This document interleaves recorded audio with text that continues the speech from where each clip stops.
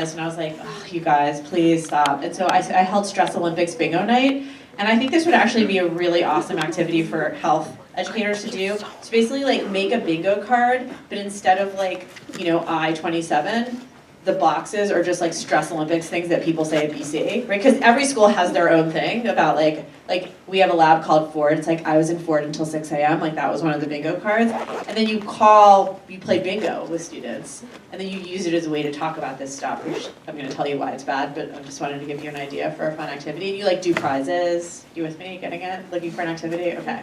I can totally send your people our bingo cards. Okay. So anyway, why is it bad? Because if people are competitively suffering, this is, by the way, building on my point about the fraying of relationships and connection. If you guys competitively suffer with each other, it's like people aren't connecting when they're suffering, right? It's not like I'm saying, dude, are you okay that you've only eaten donuts for 2 days? Like, do you want some protein? Like, you're not saying that, right? You're not like, can I give you a hug? Like, you're not saying, you got this. You're great. We're not listening. We're just responding with our own problem. And so we're also not having compassion. It's competitive, it's competition. So one thing you can do is raise some Stress Olympics awareness. I also had hats made. It's a really good swag opportunity if you have swag budget. Like we did hats that said retired Stress Olympian, and we gave them out, which was like super awesome. So I made Stress Olympics my mission at Smith last year, and it's something people can get really fast, and you can change it. You can change the way you practice active listening exercises, etc. So I'm just like throwing that out there as a possibility for you guys.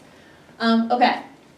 Because P.S., do you guys know also that your generation is the loneliest on record? Okay.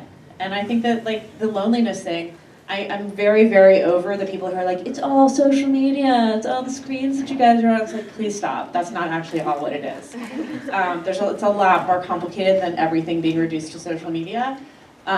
So I think anything that interferes with people connecting with each other, like this kind of thing, like this sense that everyone's doing more and everybody is suffering, you know, more or more stressful. I'm suffering more and everyone else is doing more than I am.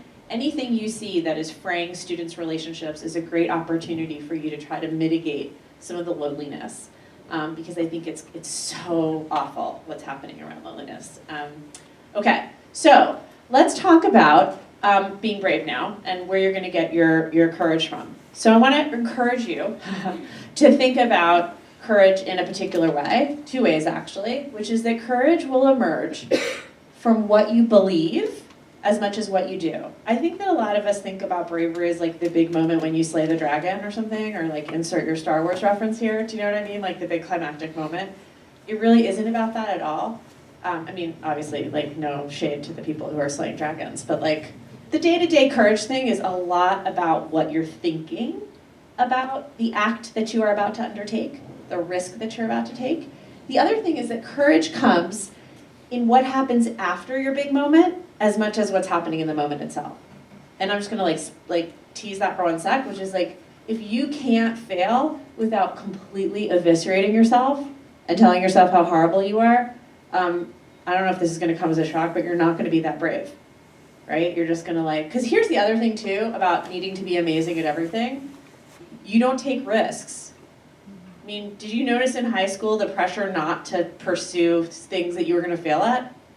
Because that would mess up your resume, and I think that continues for a lot of people in college. I know I did that. I was so determined to only take classes where I got A's at Vassar. I can say that now, 150 years later. And I mean, we don't have time because this is only 75 minutes. Like we're not going on a retreat together, like long flowy clothing for everyone. I would tell you the whole story if I could, but the point is like, if your #1 goal is to crush everything, then there's no room for experiences where you might screw up. And PS, like, I gotta stop saying PS, like, it's in those experiences where you screw up that we often learn the most, that we grow the most, that we have the like, yes moment, right? Like, yes, I did that. Like, you don't get a yes, I did that out of something that you knew you were gonna get right anyway. I wanna say that I see this in even like raising hands in class. Like, I know so many students who do not wanna raise their hands in class unless they know they have the right answer. Do you know people like that? You could be someone like that. Okay, this is a muscle that if you use the I'm only going to do it when I get it right muscle over and over again, and we'll talk about muscle in a second, that's all you're going to do. So this is something that you have to kind of try. It feels weird, it feels scary, but it's something that you practice. Okay, so where are we going now? I think we're gonna do our little handout now. So you should have a handout. You should hopefully have a pen. If you don't have a pen, raise your hand and hopefully some nice person will give you one. And if they, oh, there's pens back here. Here we go. So raise your hand and a pen will magically appear. Isn't that, oh, are you, there we go, okay. Or it won't appear, you will have to get up, which is fine. So, here's what I want you to do. I want you to complete the prompt at the top. You are only to complete 1, 2, and 3, the first 1, 2, 3. BC overachievers, do not continue and finish the rest of the handout. I know what you're thinking. Just stop and be in the moment with me, okay? All I want you to do is answer this question. If I know nothing about myself, I know that I am.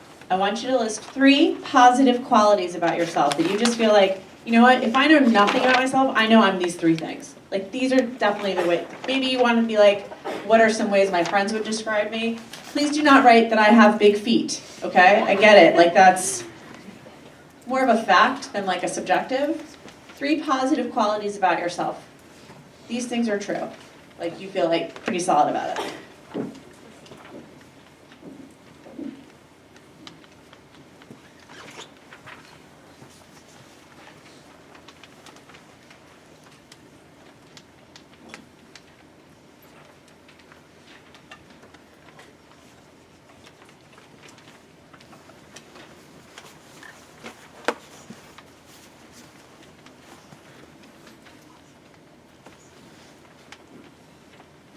All right, you got it? Cool. Now, the second 3 numbers that you have underneath there, what I want you to do is I want you to write about a time that you were not one of the things that you just indicated. So if number 1 was, I know that I'm a kind person, I want under the second number 1 for you to write, just to jot a note, a time that you weren't kind. If number 2 was, hey, I know I'm funny, is there a time you weren't funny? If number 3 was, you know, I know I'm generous, was there a time that you weren't generous? Just write a little quick note to yourself about that.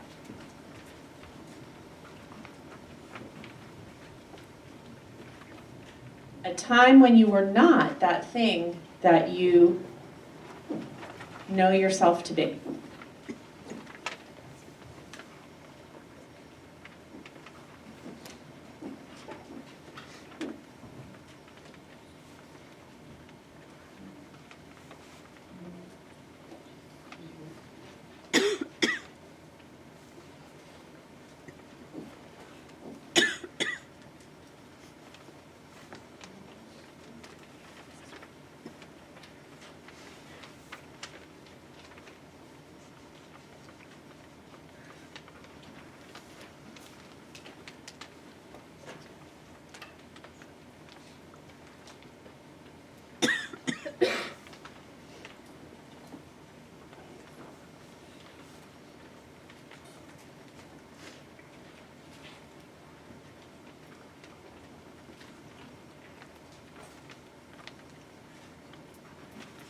All right, I know some of you are still writing. Is anybody willing to share?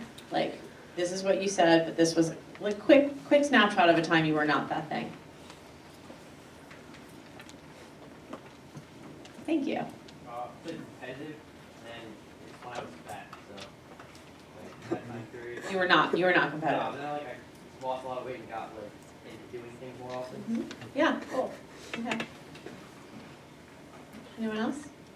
A time when you said you were one thing, but then a time that you're not that thing. Or tell me the quality and then tell me a time when you were not that quality. Yes? I like to think I'm a very self-aware person, but in high school, like, I think back and I'm like, I really don't know why I did half the things I was doing and how I've decided to make the decisions I made. Great. Did you guys get that in the back? So thought I was think I'm self-aware, but in high school, I would maybe hashtag that as like no frontal lobe. How do frontal lobe jokes play with you guys? Strong? Okay, awesome. Cool. My frontal lobe came in at like 35. I just want to say I was the late bloomer. The frontal lobe department. So, can I get like one more? This is good practice for you, by the way, just like a little bit of like controlled vulnerability in front of the students that you work with. I think you probably know that connecting in this way helps create a space and helps create the learning. Is if you give me, I can tell you my stories, but it's a little bit better if you do yours. Yes? Can I give you the 19 minutes? I'm adaptive, but I crashed and burned my first semester because I couldn't adjust to being away from Miami. Awesome. That's a great example. Mine were, when I was asked to do this, it's actually at Harvard, I think. The negotiation program asks you to do this as part of their training. And it rocked my world. It was like 10 years ago. So I think when I did it, I wrote smart, funny, generous. Yeah, I was like, this is who I am. And then that time I wasn't so smart was like when I screwed up with a consulting client and I got fired. That was also down the street from here. For serious, it happens. Time I made a joke that offended a friend, not so generous. A time that I was rude to a friend of mine because I was feeling insecure. Why did I just ask you to do this activity? Can you turn and talk to somebody next to you, introduce yourself if you don't know them? What's the point? Why am I having you do this?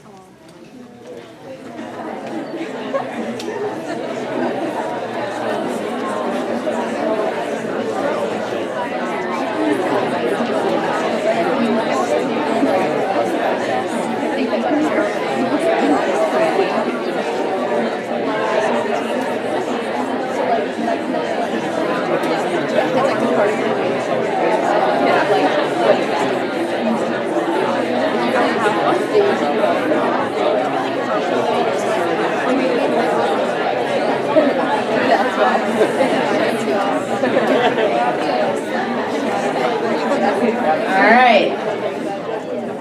Thank you for doing that. I appreciate it. What'd you come up with? Thank you. By having us define who we think we are, and then a time that we weren't acting in that way, it kind of shows us that you can still be the person that you think you are, and our failures don't define us. Yes, God, I couldn't have said that better myself. Wow, okay. Thank you guys so much. No kidding. That was perfect, yeah. I shouldn't say perfect in here, but yeah, exactly. Like, you can still be who you consider yourself to be, but not be defined by your failures. And one of the worst ways, or I should say one of the best ways to not be courageous, to not live a life of bravery, is when you over-identify with your failures. And when you think, this thing that happened, this means that I'm not X. You've got to stop that. You must. In other words, I didn't do well on this test, this means I'm not smart. I didn't do well in this game, this means I suck at this sport. You know, I didn't manage to do what I want, this means I lack ability. Once you over-identify with your failures, the cost of failing is like a deep blow to the self. It's not like, oh, I generally am pretty smart and this time I blew it. It's like, I am just fundamentally bad. Do you guys see the difference? Okay, and this is actually a choice that you get to make. You really do. You get to decide how you interpret what's happening to you. You get to decide the story of what's happening to you. A lot of us have a story that we tell ourselves in our heads when things don't go well. Like, I can tell you a story that I've often told, I'm finally getting myself out of it after most of my life, but with my friends, is that if my friends suddenly are like kind of not available, I'm like, oh, they just like other people better. Right? Do you know that story? Okay. Usually there's really no evidence to suggest that's true. That's just a really special story that you are jamming out with privately too in your head. And that's often a story that if you listen to that story, it can cause a lot of drama. Right? Because once you decide that your friends just don't like you that much, then you start like responding to their texts with like really clipped, like all lowercase with punctuation stuff. You know what I mean? And then like things get weird and then you've actually actualized the thing that you most fear. Okay? So the story that you tell yourself isn't just a story, it typically leads to choices and actions that can make things a lot worse than they need to be. So you get to decide the story of what a setback means. So this is part of what I mean when I say that your courage will come from how you think about it, how you think about this stuff, not about what you do in that moment. It's about what your mind's doing, what your mind's telling you about how courage happens and what things mean. Oopsie, I always do that. Hold on one second. Okay, we just did that. I want to throw this in really quickly, which is kind of similar to what we're talking about in terms of the story. So there's another thing that often prevents. It's sort of repetitious, but I want to give you even a bigger framework for it. So when psychologists are trying to describe what the story is that we tell ourselves about a setback, they call that attribution, right? The term we attribute something to, we link something to another cause. People who make internal attributions to their mistakes are usually the people who deeply blame themselves for problems. People who make external attributions are able to look at the circumstances of a situation. So for example, let's say you go and you take finals, which I'm guessing, do you guys just take finals or you take them before break? Before break, okay. So anybody, I'm not gonna call anybody out, but let's say you didn't do as well in a final as you wanted to do. And you're making an internal attribution. You're saying it's all about me. You would say what? This happened because? You tell me. Why'd I screw up? Help me out, people. I know it's Friday. Yes. I didn't study enough. I didn't study enough. Yeah. Yeah. Not smart enough. Not smart enough. Yeah. If there were circumstances outside of you that you wanted to consider, what are some external circumstances outside of you personally and your ability and even how much you studied that could play into this? Yep. I just didn't study the right material. Maybe I didn't study the right material. Yeah. Mm-hmm. The material is difficult to understand. Mm-hmm. Anybody else? Yeah. The questions were confusing. Yeah. Some distraction came up during study time. Right. Or maybe I was like actually exhausted because it was like my 17th final and I'd been eating donuts for 2 days. Like, do you know what I mean? You have to keep a bigger picture. If you blame everything on the self, a lot of people do that because they think, oh, that means that I really care about it. Like, it's really good that I beat myself up over this thing because that means that I'm really going to motivate now. And the truth is that the more self-criticism you heap on yourself and the more that you take on as blame, you actually elevate your symptoms of anxiety, you elevate depressive symptoms. That's a big duh, right? I mean, we're going to get there in a second. We're going to talk about self-criticism in a second, but I'm just going to I'm going to spoil one of the things I was going to say later, which is like, have you ever seen a baby learning to walk? Yes? Just nod or something. Okay, cool. Cool. You guys aren't as bad as Swarthmore. Swarthmore's like crickets. I'm going back there next month and I'm just like going to be, I don't know, I'm ready for it this time. You guys are better than Swarthmore. But like, baby learns to walk, face plants, right? Okay. What do you say to baby that just face planted that's learning to walk? You say, yeah. Do you say, what's wrong with you, stupid baby? No. Because if you said, like, stupid baby, what's wrong with you? It wouldn't want to walk anymore. It would just, like, cry. Also, that's, like, vaguely illegal. I think. They're, like, in some states. Anyway, the point is, you don't do that to a baby because it demotivates them. It doesn't make them want to work. And this is a very simple example, but it is no different for you. If you heap every piece of responsibility onto you and beat yourself up, it does not motivate you. It will deplete your motivation. It will make you feel worse. So we're going to talk today, courage involves all of this. Because if you don't have the skills to manage the setbacks mentally, then there's no courage. That's like off the table. Okay. I also want to talk about practice. I've already said this to you when I referred to muscle. If you want to be brave, it's not about your big dragon slaying moment. It is about what I would call micro bravery, which is a little shticky sounding, but whatever. It is what it is. We have 75 minutes. Micro bravery is like everyday stuff. You have to decide, like you go to the gym, if you do that, whatever you practice. Everybody in this room practices something, I'm going to guess. Maybe some of you practice your chemistry, some of you practice running, some of you practice weightlifting, some of you practice, I don't even know, knitting, probably not knitting as much. Any knitters in here? No shade. Okay, awesome. There's some knitters. Cool. Anyway, I'm just laughing because I just watched this funny thing that my assistant got me into. It's called like Desiro and somebody on YouTube. These two guys. Anyway, nobody? Okay, cool. Anyway, they were talking about the whole Megyn Kelly, Jane Fonda thing. And they were like, ooh, old white lady shade, old white lady shade. No? Okay, it's been slaying me for like 24 hours. I just wanted to slay you and thought maybe, I'll tell you okay.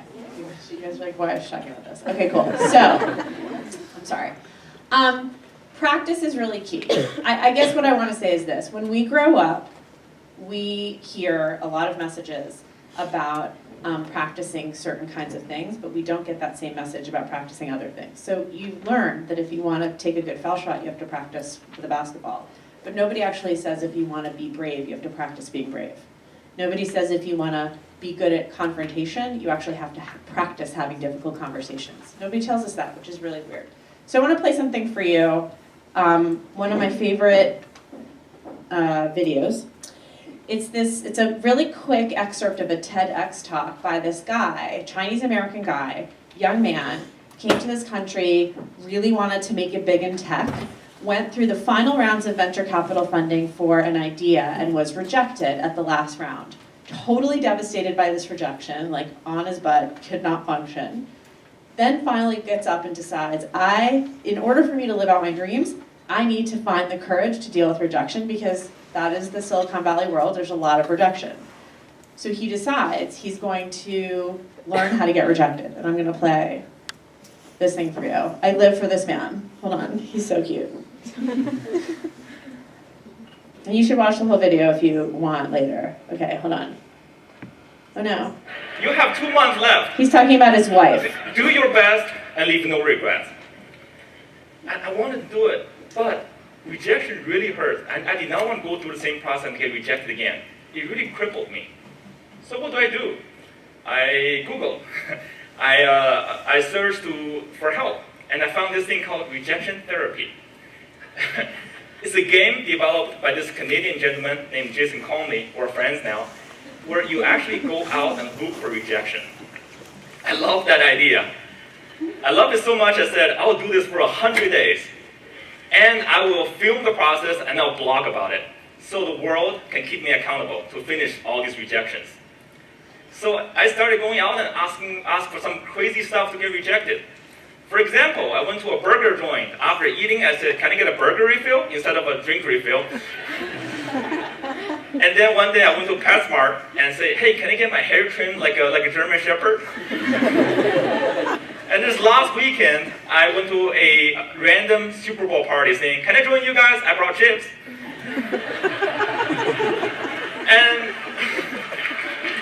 And of course, I got rejected.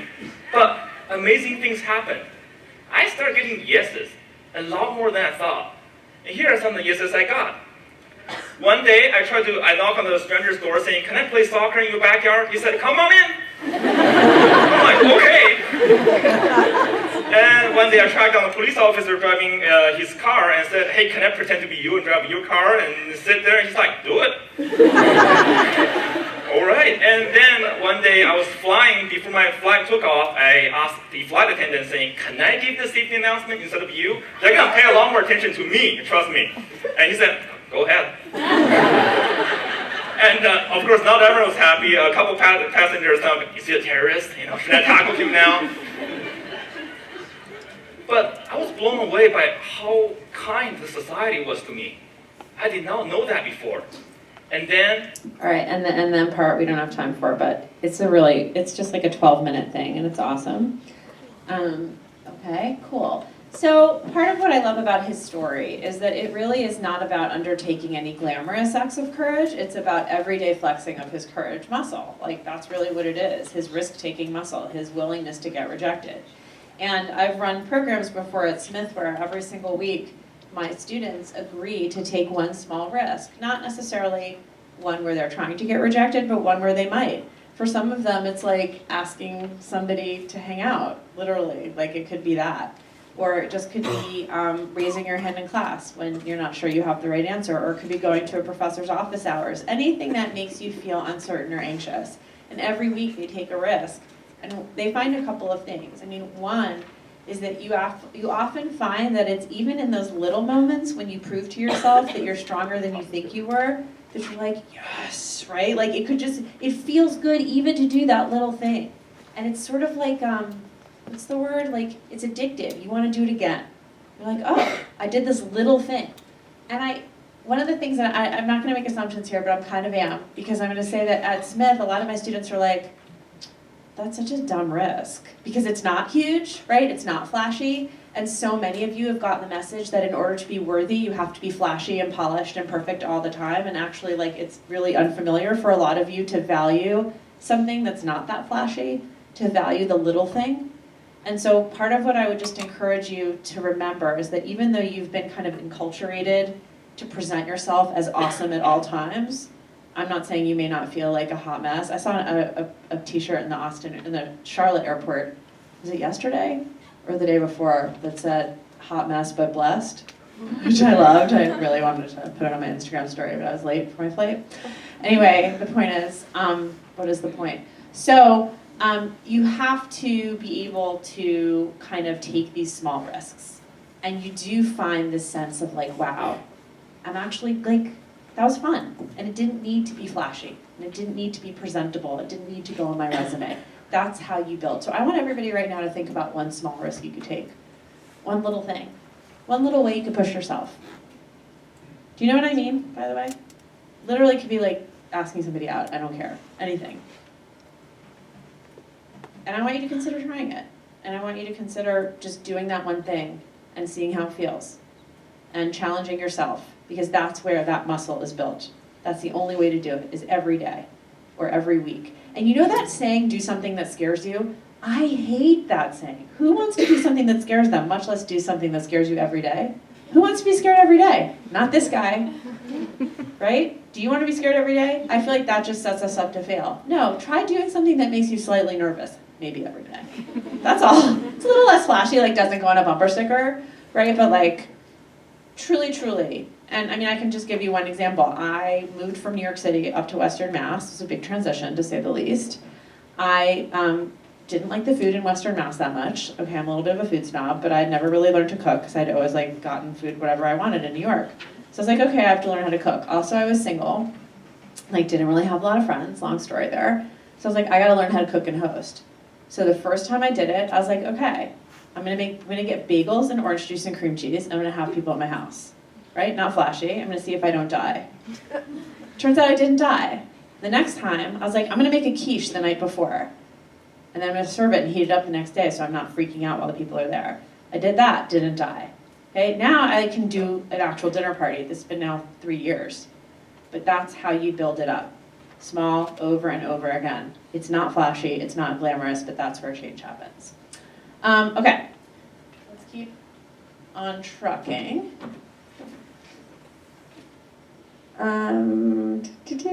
Oh yeah, okay, so let's talk about this. I talked to you about the baby and the face planting. So, I really struggle with the intensity of self-criticism that I hear in the students that I work with. It's sort of heartbreaking to me how many, like I'll give you an example. So I also work relatively, sometimes like every year or two at Princeton, and I work with their student leaders. And now I want to say maybe 3 years ago, I did a session with them on self-compassion, which I'm about to teach you. And self-compassion is the practice of basically just like not beating yourself up every time something goes wrong. I know, imagine that. And this girl, Carrie, who I ended up interviewing for the research, she was listening to me talk about this practice. She's looking at me like giving me hardcore fisheye, right? She's just like looking like very close to rolling her eyes. This is before we knew each other. Finally, she raised her hand. She goes, so you're saying that we should be nice to ourselves? And I was like, yeah, that's what I'm saying. She goes, okay, but doesn't that mean I would just be sitting in my room all day in my pajamas watching Netflix? And she was dead serious, right? Like, for her, self-criticism was how that was like her Red Bull, right? Like, that was like how she motivated herself.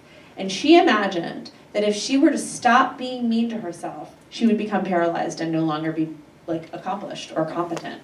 And so I want to start off by saying that I think there's this really, pernicious myth that beating ourselves up makes us more effective, and the research does not bear this out. The research, as I said, says that it's going to deplete your motivation and elevate your symptoms of anxiety and depression. So I want to talk to you about, this is just a fun cartoon that I thought was really funny. It's just basically somebody who's freaking out about everything in their head. I don't know, it's kind of funny, right? Do you know like Gemma Carrell? She's a really funny feminist cartoonist. This is overthinking, by the way. Overthinking is ruminating. It's like when you go around in your head at night about like, why did I say that and why did I do that? And like usually it happens right around 11 or 11:30 at night, like right before you crash, that kind of thing. Yeah, okay, that's not the healthiest thing. We can talk about that. Okay, so hang on. So I want to talk now, actually before we do self-criticism, I want to talk about the inner critic. And the inner critic is basically that voice of self-criticism. And I'm going to show you kind of a sample paragraph behind me, which I will read, so you don't have to read it right now while I'm talking, of an undergraduate talking about wanting to go work in Silicon Valley. And we're going to talk about different ways to think about risks that are in front of you that don't involve being really hard on yourself. Okay, so I'm going to read this. Okay, so here's an undergraduate who says, I'd love to get an internship at a tech startup in Silicon Valley. People into that here, BC? Maybe? Okay, occasional nod, cool. So I would love the independence and challenge. I feel like it's what I'm meant to do, but I don't have what it takes. I haven't taken enough courses in that field. I don't know how to code. I need a broader skill set and much more experience. I don't have the right mentors to help me get the job. Plus, my parents would be really upset if I left for the summer. Okay, so this is not an atypical kind of sounding, this is what I want, but I just don't feel like I can do it. Now this snapshot contains a lot of self-sabotage, and I'm going to show you why and how. So the inner critic is very sure, so I want you as I'm talking to think about the way that you talk to yourself about risks that you are considering taking. The inner critic is very sure it knows what's up, right? It's like, I know exactly how this is going to go. There's no way I'm going to get that job. There's no way I'm going to get into that graduate school. It tells you, it's like, this is a definite situation. It also asks yes or no questions, or I think I might say this even differently. It's like, this isn't going to happen, right? It's not like, could this happen and what could it look like? It's like, yeah, no, it's not. It's either yes or no, but there's no like gray in between. It tends to focus on the barriers. So you think about taking a risk and you're really zeroing in on everything that's standing in between you and that accomplishment. It sounds anxious, it sounds pessimistic, it's repetitive, okay? And that's often linked to overthinking. So let's talk about the inner critic. Everybody has it, we all have it. Okay, I certainly have it. I'm having a case of it right now, actually. And when it happens, it's really important to understand that the inner critic in your head that might be beating yourself up, it is a voice inside you, but it is not the voice of you. I'm going to say that again. It is a part of you. It is a part of yourself. It is not who you are. Can you see the distinction? It's almost like I could put it this way analogously. Do you know the difference between being like in a blind rage and then knowing I'm angry right now? There's a consciousness there. The knowledge I am angry, that is a consciousness that anger is a part of me, but it's not who I am all the time. But if all you do are just so angry and you're not really even thinking about what's going on for you, it sort of overwhelms and defines you. The inner critic is like that. It is part of you, but it is not you. And that's the first step to understanding how to manage it, because it is not going away. When you respond to your inner critic, it's really important to label it and to say, oh, there it is. There's that voice. And everybody's inner critic, I think, like has its own personality. Do you know what I mean? Like, everybody's inner critic is different. Everybody has a vulnerability to a certain aspect of themselves. Like, the ways that we beat ourselves up are probably pretty unique to our own issues.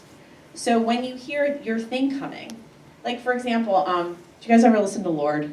Anybody listen to Lorde? So you know that the relatively new album Melodrama has this really heartbreaking song on it called Liability.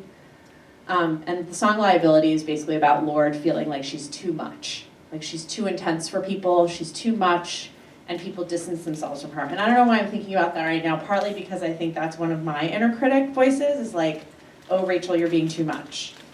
And that song just kills me because it's like, it really encapsulates what it's like, I think, for a young woman who feels like she's overwhelming people with all her big feelings, all of the feelings. You should listen to it, it's like so good. Anyway, the point is, when that comes up for me, I have to be like, oh, okay, there's that part of you, Rachel, that is afraid that you're like being too much. And that's not you, and you know yourself to be A and B in the world. Like I could say to myself, well, I know that like a lot of people really love me for who I am. That there's a difference between what other people think of me and what I think of me right now. Recognizing it is not a cure. I'm not telling you there's going to be like unicorns and My Little Ponies coming and now like you're never going to feel too much again. I'm not here to say that. I'm here to say that you have to become aware of what's that dark voice inside of you and what is the bigger you. Okay, and then you address it. So, after you've done this, I want you to try to think about how can you change some of that inner voice from self-critical to more realistic thinking. So here's what this could be. Instead of saying like, this is how it is, like there's no way I'm getting that internship, there's no way I'm going to grad school, like I can't possibly go live in that city, you could say, ask an open-ended question, which is like, be curious, be open. In what way could this be possible? In what way could this work? You also can think about this from the perspective of the solutions that might be available to you rather than the problems. And I'll show you what this looks like in practice in just a second. But if you tend to focus on all the barriers in front of you, I'm really good at that. I grew up in a traditional Jewish household, which means I was taught always to look at all the problems. I know I'm at BC and that's going to be weird, but I'm just going to make a Jewish joke. And it's about me. I hope it's not hard for anybody. It's just about me and my experience, just very, pessimistic, cynical family.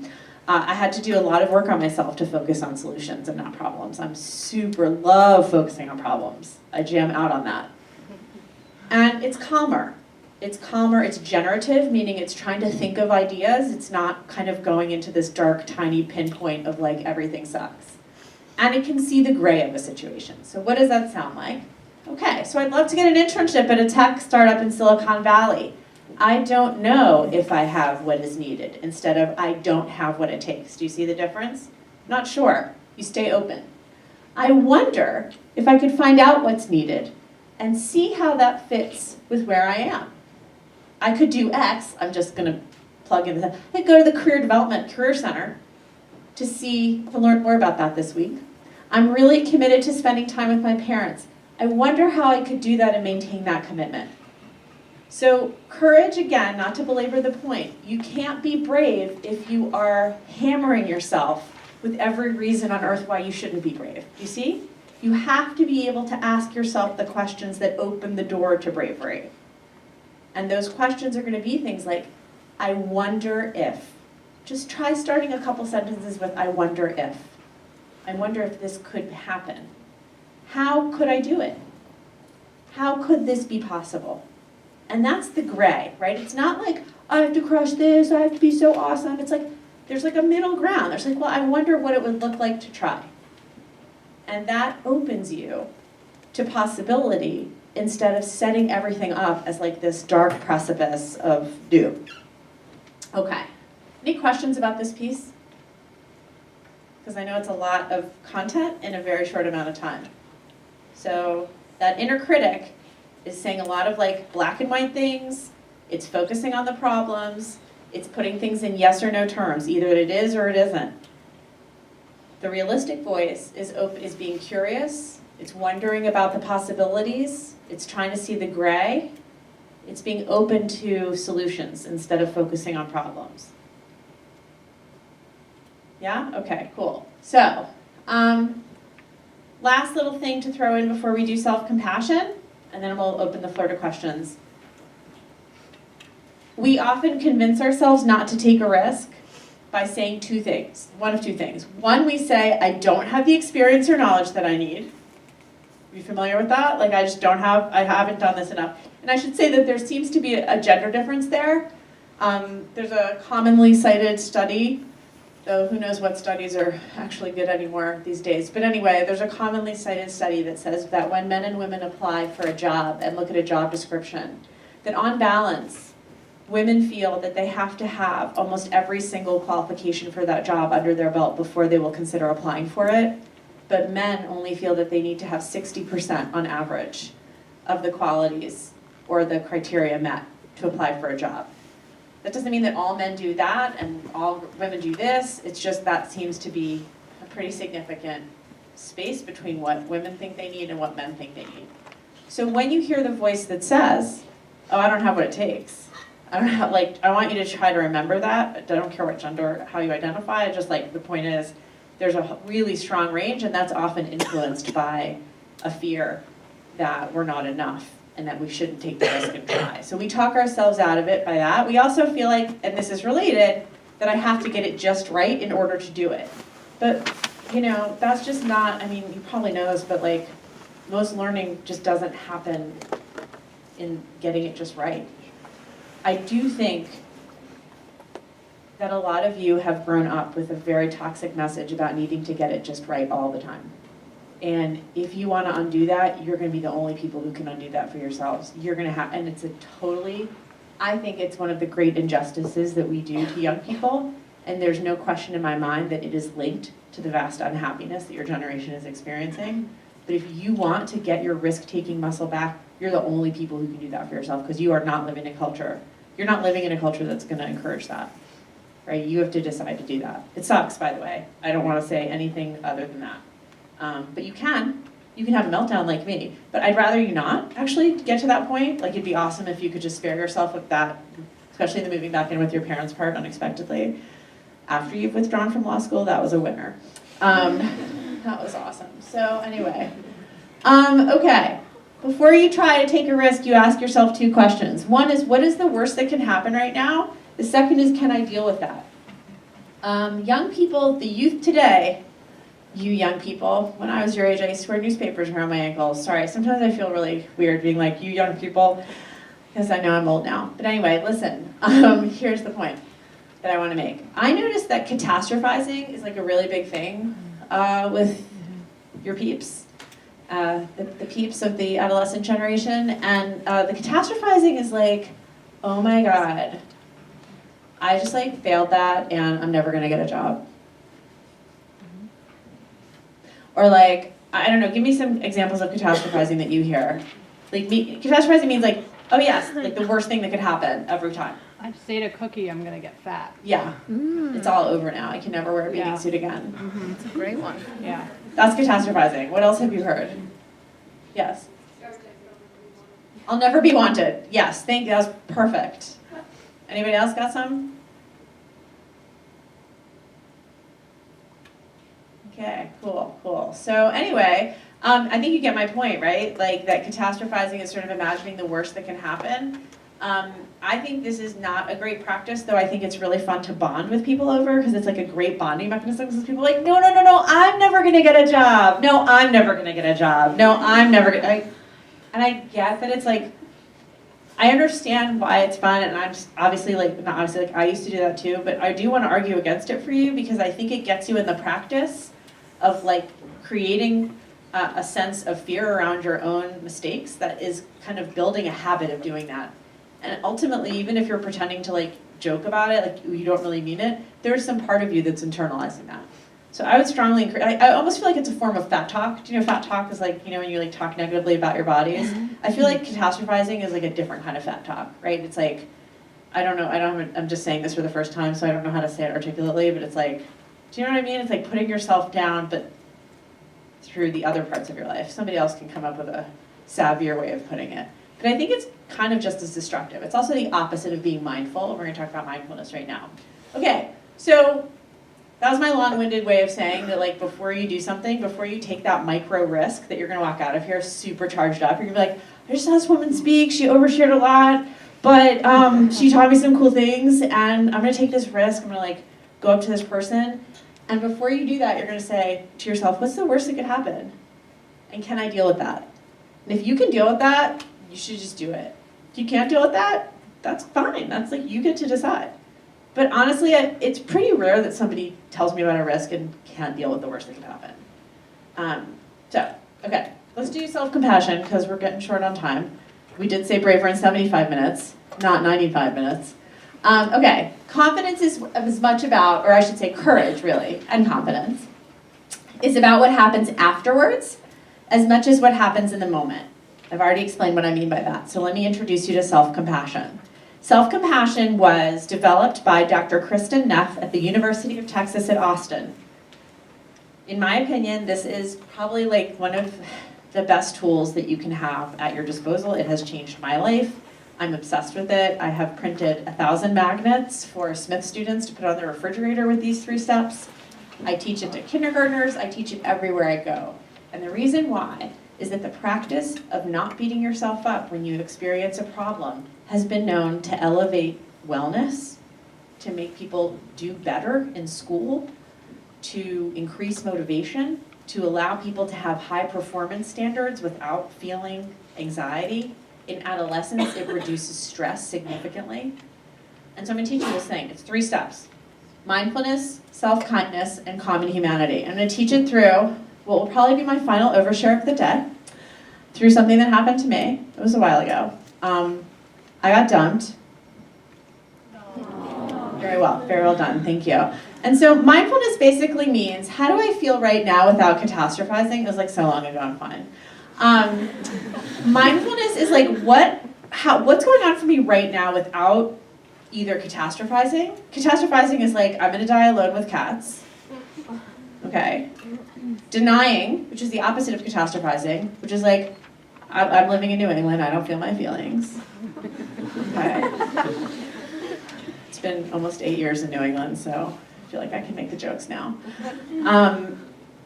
Mindfulness is like, this is really hard. Like, this is really painful. I am in a lot of pain. I am sad. That's all it is. It's not my life is over. It's not I have no feelings. This is incredibly painful. That's what mindfulness is. How do you feel right now without judging or making interpretations of those feelings? The second step is self-kindness. Self-kindness is simple in explaining. It's much harder to practice. It basically just means if you had somebody who you love in your life going through something like this, how would you talk to them? Because we show other people so much more grace than we show ourselves. So that's the best question. So if my best friend was going through this, what would I say to her? Well, I'd probably, and then I say it to myself.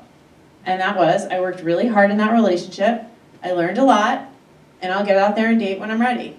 But instead of needing a friend to tell you this, you turn it on yourself. You are the friend to yourself. Does it sound cheesy? Oh my God, yes. If you had told me 5 years ago I'd be teaching self-compassion to people, I would have kind of laughed and made a joke about kale and granola to you. Okay, I come from a super high achieving county right outside of Washington, D.C. This was not part of my upbringing at all, and it should have been. Because all the achievement in the world doesn't really matter if you can't handle it when things don't go your way, and if you're just horrible to yourself. It's sort of like, at what price success? Is it worth it? So, self-kindness is step 2. Step 3 is common humanity. Common humanity means, am I the only person who ever got dumped? Or do I have in common a shared experience of suffering with anyone else in this world? Because I don't know if you guys know this, you might, but the worst thing you can say to yourself is, I am the only one who. When you say to yourself, I'm the only one who feels insecure, is struggling with my work, whatever it is you're saying to yourself, you activate shame. Shame is one of the hardest things to come back from, because it's a sense that I am unworthy to be in connection with other people. I'm a bad person. I need to just slink away. You do not want to do that. And it's not to say that your experience isn't unique, right? You're all individuals, and this isn't to diminish it, right? But your experiences are pretty universal.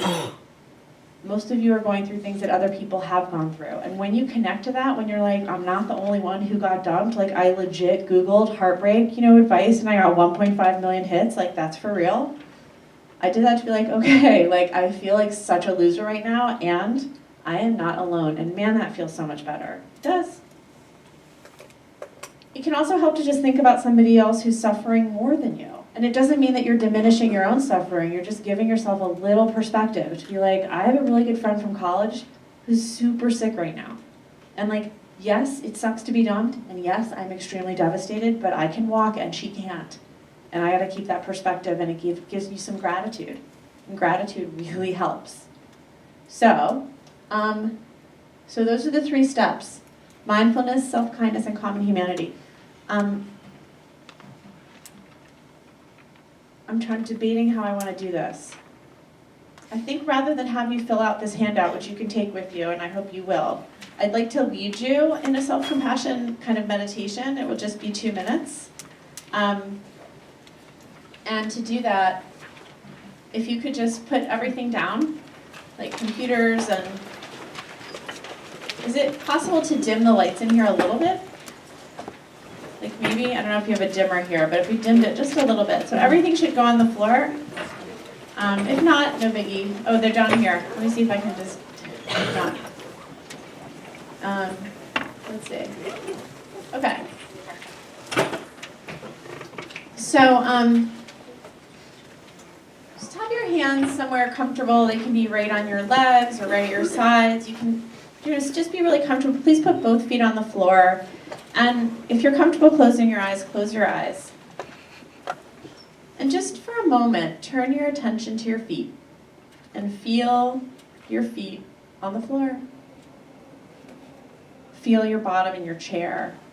Really focus all your attention for just the next 10 seconds on your feet. And breathe. So now I want you to think for a moment about something you are being hard on yourself about. Something that you are beating yourself up for, that you're not showing generosity about. And the first step of self-compassion is to practice mindfulness. So mindfulness means, how are you feeling right now? In your head, I just want you to say it. Without judgment, without saying anything about whether or not you should feel your feelings, if your feelings are okay. This is what you feel in this moment.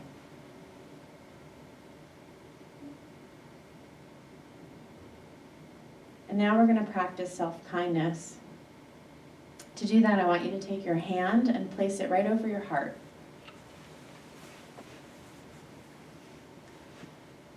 Just feel the pressure of your hand. Focus your attention on your hand and the warmth.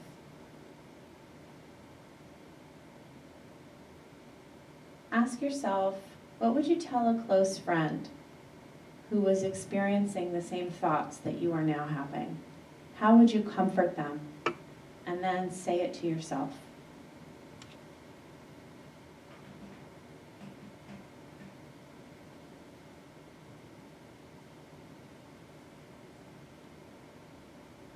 It's important to remember that what you feel is worthy, that what you feel matters, no matter how small you may have been told it is, it matters.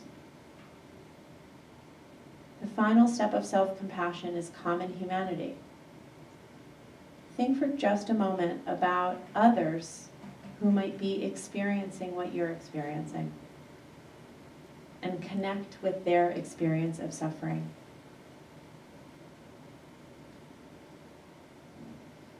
You are not alone. You are part of that shared community. And when you're ready, you can open your eyes.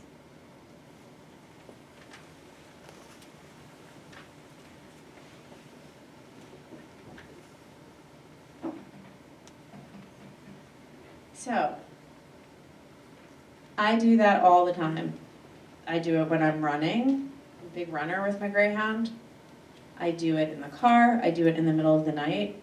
I don't remember being your age and waking up in the middle of the night and things being dark and bleak, but that's definitely something that happens in middle age for sure. But when you wake up in the middle of the night and things are super dark, do you know what I'm talking about? Like really dark, that's when you do this. You just do the 3 steps. You say, this is what I'm thinking. This is how I feel. This is what I would say to a close friend. I'm not alone. This is who I know who's also going through it. This is not intended to make your feelings evaporate. It is intended to take them down a notch and to get you into a better place that can focus you on solving the problem that you have. And it really, really works. The research is truly amazing, and the research on adolescence, which you, according to health and psychology, still are, if you're under the age of 25, is equally promising. It's just started. I'm actually working on an article for the New York Times about it right now, so I'm reading everything. And when people ask me, as I'm often asked, what is it that our adolescents could most use right now in terms of helping deal with all this overwhelm and stress and anxiety? And my answer is always the 3-step practice of self-compassion. It really, really works. So I have about 8 minutes until my 75 minutes of making you braver is up. What questions do you have for me? Floor is open. Or comments? Yes? Okay, so if you have a friend that's saying, like, this has happened to me, I'm never going to get a job again, blah, blah, blah, I feel like when I tell her, like, no, that's not realistic, of course you're going to, it makes her more mad instead of feel better. And so what do you think she wants in that moment? I don't know. So, I think that's a really tough position because what are you really supposed to do, right? I mean, you say to her, yes, you are gonna get a job. Have you ever considered asking her, like, what would you like me to say? How can I support you right now? That's probably what I would do. Be like, well, this is what I'd wanna hear, but maybe it's not what you wanna hear. Maybe she just wants you to listen. So that's what I would do. Just find out what she would want. Yes? On a similar note, as health coaches, how do we encourage other people to start, like encourage them to start this process? Of self-compassion? Yeah, if they might not be ready or if they're resistant, like how do you start teaching people maybe before they're really ready to So- actually? Yeah, that's a great question. How do you start teaching people self-compassion before they're ready? Well, one way you do it is you model it. So you model it in conversation. So I know I joke about my overshares, but actually they're very intentional teaching tools for you. And people want to hear your stories as educators. Like it helps to give people examples. So are you talking about in a teaching capacity? Yeah, or even like she was saying like to a friend or like a sibling. Yeah, so I think you could just say to them like, you know, you can tell them about having learned this, right? You can tell them about a time when you've used it and it's helped you, and just say, for what it's worth, I just want to tell you, like, this has worked for me and it might work for you. Or you could try to focus in on one of the 3 steps. So if you were my friend who was upset and really beating themselves up and saying like, this is the worst thing that's ever happened to me and I'm never getting a job or whatever, you could say, it sounds like, I know that's like the cheesy health educator thing you learned, but like, it sounds like you're feeling like really scared right now. And when you say that, and I teach parents to do this, like literally your parents actually, like that's part of my population that I work with, right? And I say to parents who are parenting people your age and younger, you remember the stress tantrums you would have in high school? Right, so the only thing your parents can try to do is pull you down from that and try to bring you back down to earth. And one of the ways you do that is you say like, it is not that the world is ending, it's that you're feeling really scared right now. You just try to direct them into mindfulness. Or you say, I want you to know that I really hear you and I have been there too. You're not alone. So you show them what self-compassion sounds like. And you throw them a line in that way, even if they're not. But if you are teaching it and you want to teach it, and there's a wonderful website that can help you. It's just selfcompassion.org, self-compassion.org. It's run by Kristen Neff. I really hope you will teach it. I'm happy to send you the magnet mock-up that I did. If you guys get to print swag, more swag ideas. Swag, swag, swag. Tell them your own story of how you used it, because that's what makes it believable. I mean, I am making myself vulnerable to you guys because I think if you don't see me buy into it, what's the point? If I act like I'm so perfect and brave all the time, I don't think that I want to hear me speak, personally. I'm not interested. So I think that will help you as educators as well. Other questions or comments? Yeah. I think of like a big part, at least like for me, like taking risks, like if my friends or my roommates know that like say like I'm applying for something and then I don't get it and then it like falls apart and then like they check and they're like, oh, like how was that internship? And like having to say like, oh, like I didn't get it or something like that. Like how do you deal with like that part of it? Yeah, so I have a friend who's a sophomore in college who I've interviewed and worked with a lot since she was in high school. And the way that she solved that problem is that she told her friends about what she would need before the decision was issued. So she said, I'm hearing that it was for high school early decision. I'm gonna hear the ED decision on this day. Can you please check in with me? And like, if I'm a basket case, I'm gonna need you to scrape me off the floor or something like that. And so part of that is the skill of asking for help. And a lot of high achieving people, I think, are pretty bad at asking for help, partly because of the effortless perfection stuff. I don't know if you're familiar with that. We don't really have time to get into it. I am familiar with the BC Perfect thing. I have read about that. And I think it's amazing that people here have articulated that. That's really positive. The BC Perfect idea or concept comes from that effortless perfection research, which is looking at the way that a lot of high achieving college students feel the need to appear that they excel in every domain of life without the appearance of effort, right? So it's sort of like I woke up like this, but for everything. Right, so I just did a Beyonce. So to you, I would say, I would ask yourself how good are you at asking for support? Is it hard to be vulnerable with your friends? If you want to avoid that, then you need to give them a heads up about what you need. And I only learned to ask for help after I had my daughter. I was terrible at that, and I finally had to. And ultimately, being able to ask for help is an enormous act of self-respect and self-affirmation. That's really what it is, because it's saying, I'm worthy of being helped. A lot of us don't want to ask for help because we don't want to inconvenience anybody, we don't want to burden anybody, or we don't want them to see that we're anything less than perfectly competent. But actually, being able to say, I don't have everything, I don't have what it takes, that's also deeply related to courage. Again, because if you feel that you must be everything at all times, you will be terrified to fail. You must give yourself permission to lower your standards.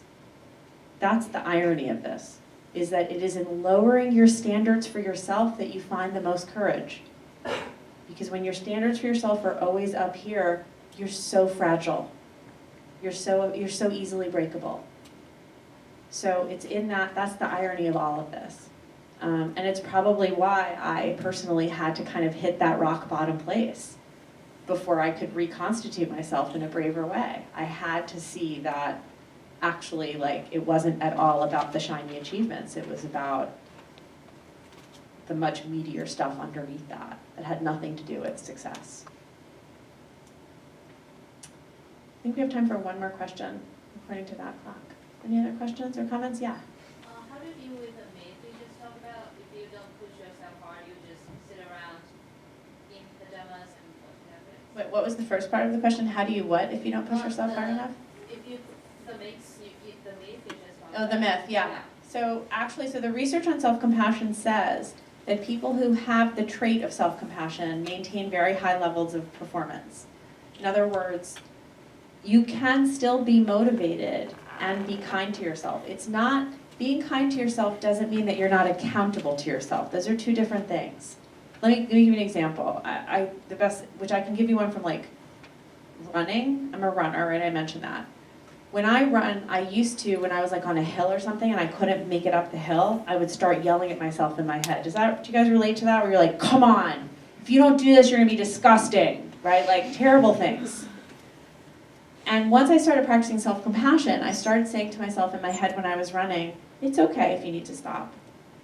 Sometimes I've literally put my hand on my heart while I'm running. Not just about running stuff, just about thinking, the way that we think when we're running. And you know what? It makes me want to run more. That's the crazy thing. It's oh, guess what? It's okay if I stop, so I don't have to be perfect. So I'll slow down, but I'll make it. Do you see the difference? It's maybe you don't, but it's as soon as you just give yourself a little bit of room, then there's a part of you that rises to the occasion and is okay, I can do this now because I don't have to be perfect. So I haven't met anybody who's practiced self-compassion and become a quivering bowl of Jell-O who does nothing. It's never going to happen to you. You didn't get to a school like this without much more, you are much more complex than that. I would just say again, self-compassion is not making excuses. It's not about losing accountability. It's not about saying I don't need to fix anything. It's just about telling yourself that even if you do screw up, and even if you're not where you want to be, you're still a worthy human being. You're okay, you're enough. You don't have to be more and more and more all the time. So, I see what time it is. It's Friday. Hope it's a rager tonight, just kidding. You can follow me on Twitter at Rachel J. Simmons if you would like to, if you're a Twitter person, or on Instagram if you care, but you probably don't. So anyway, have a great day. Thank you very much. Thank you.